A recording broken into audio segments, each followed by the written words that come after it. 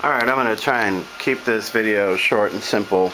This is a 2002 Triumph Tiger 955, and one of the common problems with this bike is in here where these fuel lines connect into the gas tank, they break and leak. I forget the technical name for them, but in the Triumph forums there's two pieces, and this part here, I have this one disconnected from here. This usually the guys refer to this as the female, and then the part that goes in here, they refer to it as the male part. And the problem is that you can see this one's plastic in here and they break. And I just took this top one out. It's in two pieces in my hand.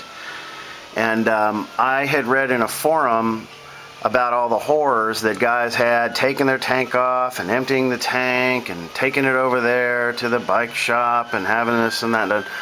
So I read one guy said he either did try or recommended trying a hot screwdriver, and I did, and it worked really, really good. So I thought I would show people how that went. And in case, just so there's no confusion, I mean, the idea here is to buy these metal ones. I forget the name of the place I got it from, but it was from like a fittings or a valve company back east.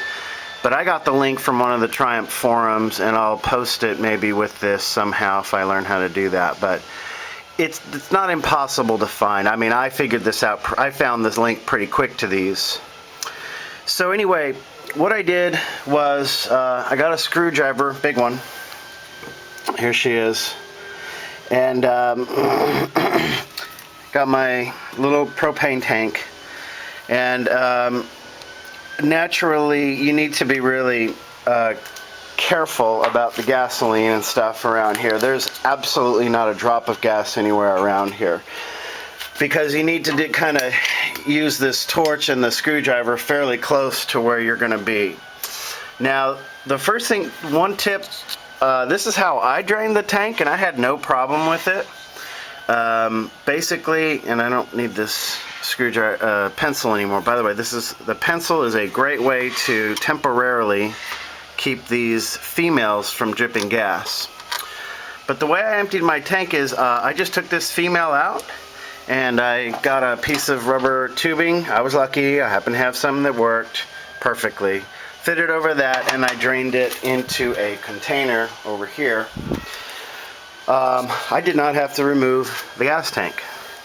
And for any of you that have ever had to remove your Triumph 955i gas tank, you know that is not fun at all. So if you don't have to do it, you want to avoid it. So I did. And then I heated up the screwdriver directly on the flame for about 15 seconds, maybe 20 seconds. I had tried it once on my stove in the kitchen, ran out here to my front porch, and went to put it in. It just wasn't hot enough. So let me see if I can show this to you. Okay, so this part, here's the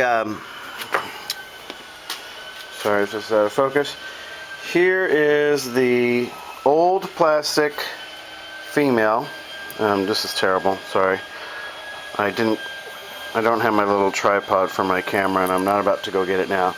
So it kind of fits together like that, and that's where it broke. So you can see the little threaded part.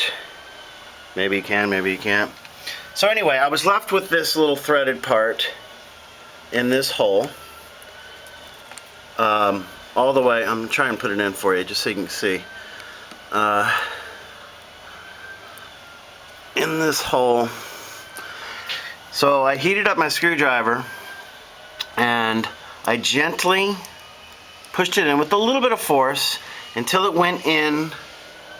And I will show you how far here, because that's, I think, a little bit important. About, let's see. Okay.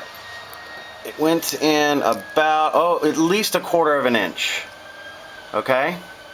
Now this plastic piece was all the way in. I could twist it all the way in, but I don't want to. It was all the way in there.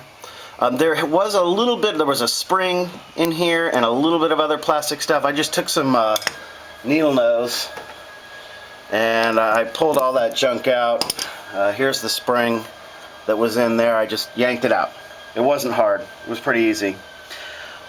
Now, when you heat the screwdriver up and you push it in, like I said, push it in pretty far, a good 1/4 of an inch. Just, you know, try to imagine that this is going to become the new, I don't know what you call it, but the new way of getting it out. So it's got to be a little deep. This was more than deep enough, I think. And don't wiggle the screwdriver when it's hot. As soon as you get it in there deep enough, keep it very steady, blow on it a little bit, let it cool down. I was a little worried about making the gap too big, so I actually pulled it out, and all kinds of strings of string cheese melted plastic came out. I kind of blew on everything for about 5 seconds or so. Let the screwdriver cool down for maybe another 15 seconds, that's all. And then I pushed it back in to make sure that it was a nice, perfect, tight fit. And I just held it there for a while. And you could tell when it's about ready because you can kind of let go of the screwdriver and it doesn't move hardly at all. Mine sank a tiny bit and then it hung there and then I just held it. Anyway, all this took about a minute. The whole heating and stuffing it in there. My point is, you don't want a big sloppy place where your screwdriver is going to go in, so just be gentle about it. But it was easy. I did it successful first try, and then I just went crack, and out she came, no problem at all. It was a piece of cake. Oh, I'm glad that didn't fall inside there. And all my threads and everything in there are nice and clean. And now I'm going to put my metal one in there, which you do not need to see. It's pretty simple. I saw a lot of talk in the forum about how this was a recall item and this was plastic too. And then I think Triumph did a free recall on these two, made them metal. And then everyone was bitching and moaning about, well, why didn't you make these metal? And they should have. Yeah, Triumph really blew the poodle on this whole setup here. These plastic ones will break eventually. If you have them on your bike now, no matter what year, no matter what, no matter whether it's broken now or not, get them fixed, changed out now, and get the metal ones. The metal ones that I got, like I said, I had them shipped to me in just a few days. They were, I think, $11 a piece, so well worth it. This is not something you want happening to you in the middle of a trip. Like I said, I woke up in the morning last week, or about 2 weeks ago, and there was a giant puddle of gas underneath my bike, and that sucked. Okay, that's it. Bye.